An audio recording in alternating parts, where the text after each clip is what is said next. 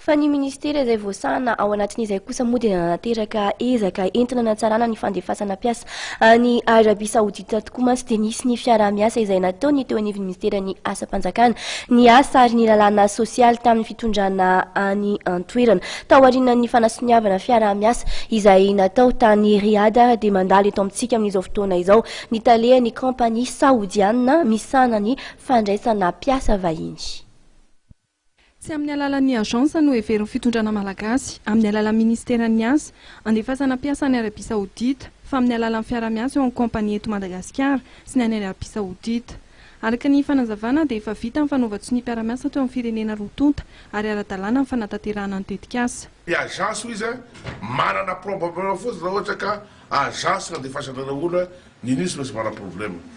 Fa zany zany kompania lehibe ao Arabia Saodita izy zay manana tsaikefa satria miainga avy amin'ny agence izy dia hita ny fanana problème le agence dia ny foarana dia kompania zany izy io. Io kompania io zany dia mahafaka natao tany natany Arabia Saodita ny fanarana agnapetraka kompania eto Madagasikara koa zany izy mba ahafahana miainga avy amin'ny kompania ety Madagasikara tia ao daholo misy efa forme avy aty Madagasikara mba mahay fombafomba ny Arabia Saodita izy mahay langue kely izy dia alefasika mi kompania zay agence na ty zany dia ino annexe na ty no mandefa amin'le kompania zareo any dia avany ndraiky izy dia amin'ny hofanina koa fa misy malagasy anankiray miaraka miakompagné anay io mpiasa io any dia rehefa vita hofana sara izy sy ny mpampiasa no makany zazy io zay ny problème ny agence vao tonga amin'ny aéroport dia ny mpampiasa no makanazy dia ny passeport any amin'ny le patron any dia mana problème be fa ity ndray ny kompania no makanazy amin'ny aéroport dia ny kompania tonga dia manome telefône anazy ahafahany miaso a Madagasikara dia ny kompania miantoka efa misy assurance maladie tout complet dia alefa narana amin'ny centre de formation ahafahany an'le olo zany. Mpiasa valo alina hatramin'ny ray hetsy ny mpiasa vahiny karakarain'ny kompania sy Masco ary heverina fa mpiasa 500 hatramin'ny 1000 isam-bolana ny tadiavin'ny Arabia Saodita. Araka izay nambaran'Andriamatoa Saad Al-Bada, talehan'ny kompania saodiana Sandiman Power Services Company na Smasco avy amin'ny sehatra samihafa ny raisin'ity firenena ao amin'ny Golfe Persika ity. Raha ohatra izy anisan'ny condition volagno izy mila manana diplôme izy agréé par l'État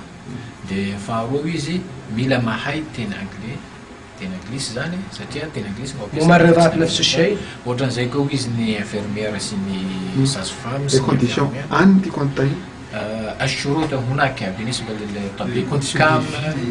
كامل راتب أو الدولة بيت ولا لا أستطيع أن أجيب على الراتب لأن الطبيب وفقا لتخصصه